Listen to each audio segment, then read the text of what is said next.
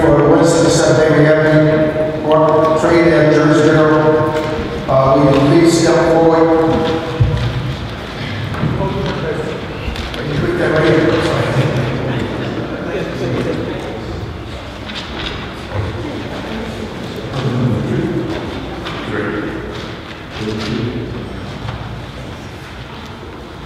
For the record.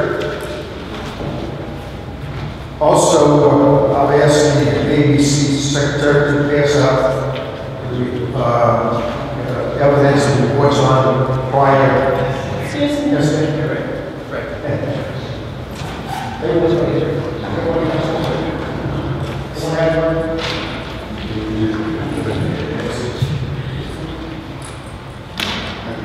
For the record, Mike. Mike Lee, on behalf of 67 Bayway Corporation, represented by President Ms. Lynn Martell. Council members, I have spoken to Mr. Companion on the charge of brawl on the licensed premises on March 16, 2013, and we worked out an agreement subject to your acceptance and approval, and what it would be a 90-day suspension with a 18-day credit for a non-fault plea, which the licensee will enter. The licensee will close for 30 days and will buy out the remaining 42 days for a total of 72 days. Is that correct, Mr. Companion? Councilman, you had heard the charges and read the charges and received and heard that what the plea bargain has agreed to, licensing has agreed to. I'm sorry. At this time. Yeah, Mr. President. Council. If I may, thank you. Jersey President is relocated Bayway to second ward, and I don't have a problem with the plea that has been entered here this evening.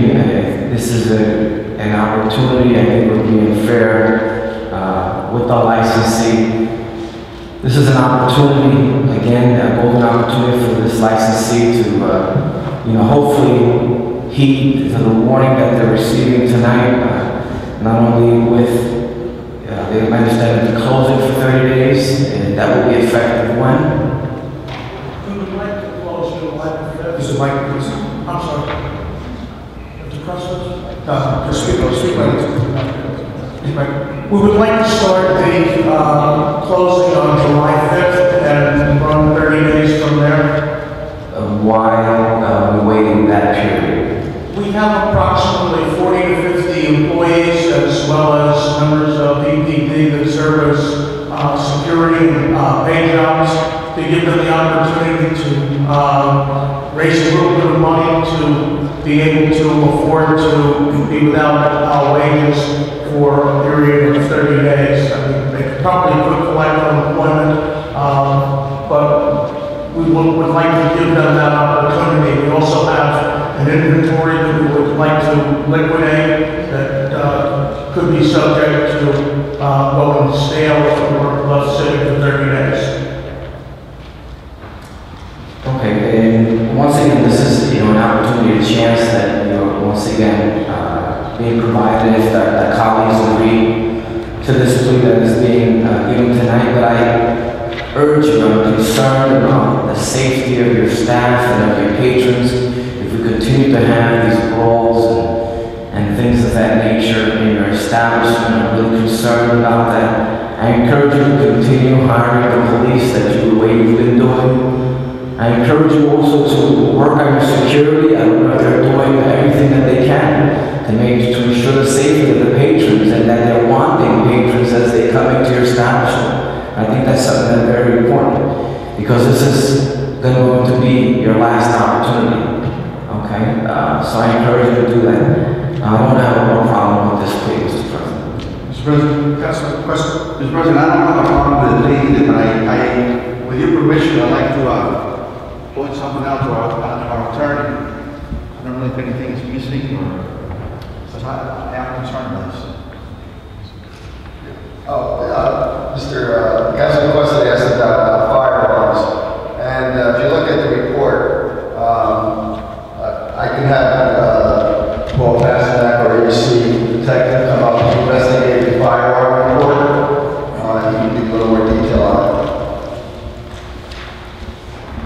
there a question? I'm not sure what the question is, sir. The question was, the police report talked about firearms being present, and you can tell the circumstances, if you please. Okay. Yeah, there were 2 firearms that were found outside the club. There was, I think the report reads something that an employee said, which implied that the firearm was inside the club. At no time could we prove that the firearm was inside the club. There were 2 that were found outside in the parking lot, and they were recovered and obviously sent for testing, etc. But we were unable to prove or disprove that they were inside the club. Definitely not be able to prove that they were inside the club itself. And you did look at a videotape inside the club, correct? Yes, Mr. Nolan was nice enough to provide extensive videotape of the incident from that night. Actually sat down with me and showed me exactly what needed to be seen on that video every time to do that. So. I think that's one of the qualifications, so thank you. You're welcome. There's one other question. Just one quick question. The 2 firearms that were recovered, they were just found on the ground, or were they on the person? Not on people, no. There were no arrests for possession of a weapon. And in fact, at this time, obviously they're sent away for testing and that may yield an arrest somewhere down the line. But as of that night, as I say, no one's been arrested for possession of those weapons. They were found properly. Thank you. Yes, thank you. That was basically my concern also. Were the guns found on anyone, or were they tied to anyone, were they tied to any crimes, were they part of the register? I mean, that's my whole intention regarding the weapons. Right, well, I can tell you they were not reported stolen. There's serial numbers on the firearms. They were not reported stolen at the time.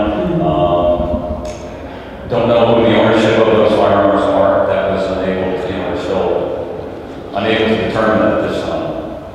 Because firearms just brings in a whole different dimension when we talk about alcohol safety, and then you have firearms. So that's like, it just raises the whole thing up a notch.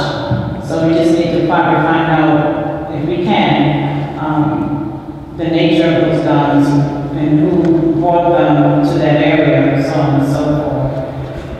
I can tell you they were sent away for fingerprints. There were no real detail on fingerprinting, and we're waiting for the Union County Prosecutor's Office to give us approval to send for DNA testing. That's a very expensive process. They have to approve that. It's on their dollar. So. Thank you. I don't have any other questions. Mr. Chairman, before we make a motion, even at the last ABC meeting, I presented before this body that maybe within the law department or within ourselves as the councilmen, most of the charges that come before us, there's always brawl, fight, whatever. We have to determine, Mr. Chairman, exactly how much weight do we have to give to every report or fight or congregation of people. If they find a gun in front of your grandfather's house, or maybe after arresting grandfather, rest in peace, and we put charges to you there that owns the house. The firearms were found, I guess the officer could testify to that, but firearms were found in a parking lot adjacent to the establishment. It wasn't across the street, this is located Bayway, and it was right there after the brawl was, or a fight took place inside. So if you want to have a hearing on this, I keep on telling you guys this is what plea bargaining is about, or we're trying to work out a deal, is not to present full testimony, because that takes time. The last hearing we had, that's going to take a long time. If you want to do that for every charge that's brought up, we can be here, and I have no problem with bringing officers in and testifying. But what we're trying to do here is work something out. I believe it to be fair, subject to your acceptance and approval. And if you agree to it, then you make a motion and vote for it. If you don't, then we'll try it. And the next thing, Robert, is what determiner who comes before this board? They could just congregate in front of my house, as I said, in front of my establishment, well, the brawl, the fight that took place was inside this establishment, in the back of the establishment. It didn't take place down the block or across the street. This happened inside. Councilman Keenan. I support my colleague, Councilman Gonzalez. So you make a second to the motion? I'm vociferously agreeing with him in the second. Thank you. Make a motion. Okay. Yeah, before I do that, Mr. President, that is why I did have ample opportunity to review the case and go through it thoroughly, and I thought this was a fair compromise that was reached in this plea, and that is why also I made the comments that I made before about encouraging them to continue to hire police, do better with security and wanting that sort of thing, that this was really their last opportunity to rectify the situation. So with that said, I make a motion to approve the plea. Motion has been made by Councilman Gonzalez, second by Councilman Keenan. Roll call. Councilmember Perkins Agosti. Aye. Councilmember Cuesta. Aye. Councilmember Torres. Aye. Councilmember Gonzalez. Aye. Councilmember Keenan. Councilmember Cedeno. Aye. Councilmember Massa. Aye. Council President Bowman. Aye, ayes. Motion carried. The effective date was listed in July 5th. July 5th, 30 days, no problem with that. July 5th. Okay. Oh, and just the other thing, the abeyance is for a year, correct? The days of abeyance. Okay. Have a good evening. Thank you. Next order of business, Disciplinary here for Corporation Traders, Aroma, Restaurant and Lounge. Please step forward. Before we do that, I do have a dismissal of one of the charges. I want to keep the council, an attorney here, Mr. Montero. There's charges against Blue Sky Lounge, which is the next matter. And after further evaluating the charge, we're going to withdraw them and dismiss it. Thank you, Ron.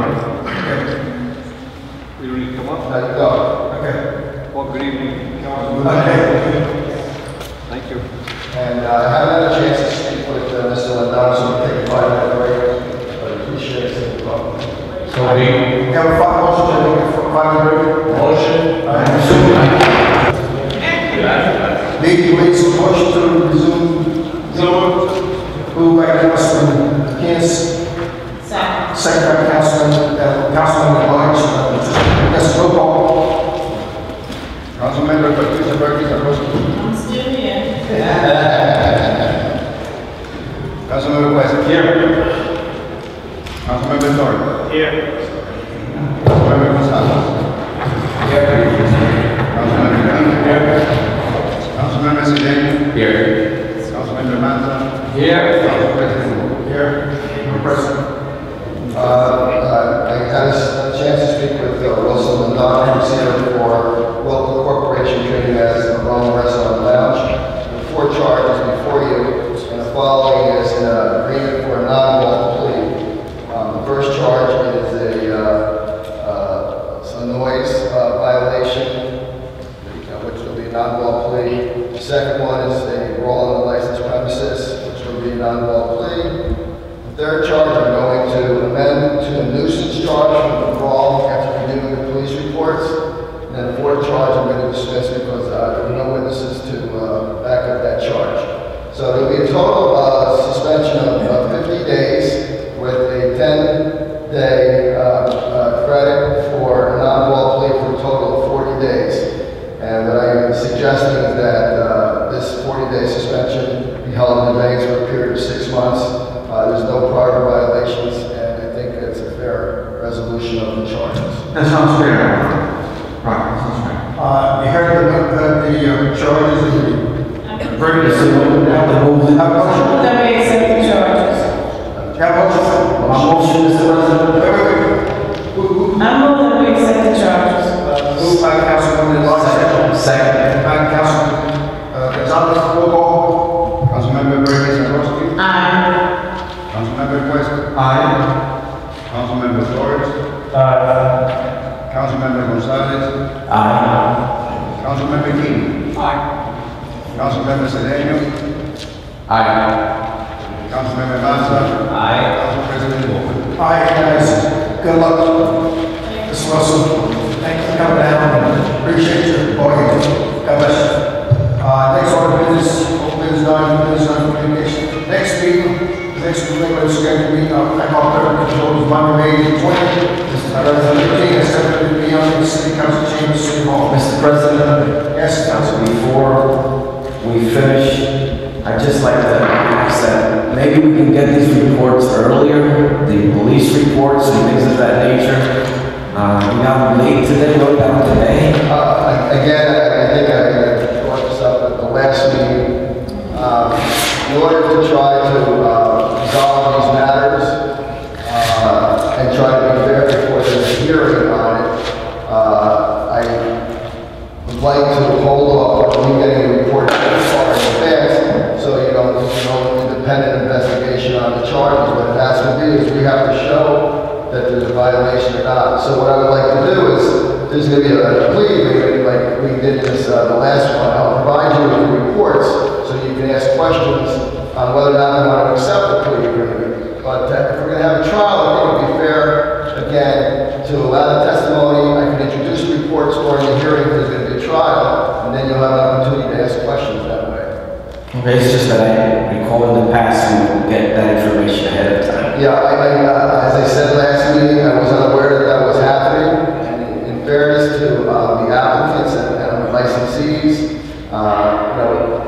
I just think that I don't want to have anything prejudged, but I will provide you with all the information that you need prior to making a decision. I'm not trying to hold anything back from anybody, but I'm trying to avoid any kind of prejudice against the licensee or any prejudgment. That's why I think handling it that way is the fairest way to do it. Just one observation, I'm sorry, go ahead, Councilman. Yes, Mr. President, just one observation, that the people there elect us to legislate local laws here for the city, ordinances, resolutions. They elect us to appropriate the funds that come into the city by way of taxes and other ways. And they also elect us to investigate matters that pertain to the city, matters that come across our desk. And as the ABC board, we also have investigative rights that, we've been duly elected to serve. So I don't think it would be presidential or having any bias if we see facts, because we deal with facts all day long as councilmen and women for this great city. So I hear you, but, we're really not a court of law. This is not a court of law, although it has an overshadowing of a courtroom, but it's not. People elect us to do the very same things, that we do, and that is to legislate, deal with disputes like the percentages, that, do those things, and give out funds and investigate. People expect us to know what's going on in the city because they elect us for that very purpose. Now, if you don't give the reports to, say, all of us, but at least the ward council person, I'm not a ward council person. I very rarely say give the ward council person something, but it's, in all fairness, it's not even about us being biased, but, this information that we need to know to make intelligent, wise decisions on behalf of our residents and our business owners. So it's just a comment. You don't have to rebut me. What I'd like to say is if it's the council's pleasure that you want those reports ahead of time, I have no problem with providing them to you ahead of time if that's what you want. Yeah, I think that's what the councilman was saying. The consensus is for everybody is they want the reports, we'll give you the reports, but if there's a hearing or appeal, I can't tell you what's going to happen because you have it in advance, but that's up to you. If you want it, we'll get it to you. Yes, we do want the reports, and like we have done in the past. We've been getting reports for years, and then it just stopped for whatever reasons. I thought it was because they were trying to save money and not print the paper. Mr. President, Councilman Westfield. Thank you. Just very briefly, I'm sorry, Councilman. I had an interesting experience the other day, and I want to put it on the record because as a councilman on large, I usually not get as many complaints from the neighbors about a particular restaurant, bar, etc. And I have spoken to Councilman Chavez. There's a place called Bar, I think, on Real Avenue, Councilman. And two of the neighbors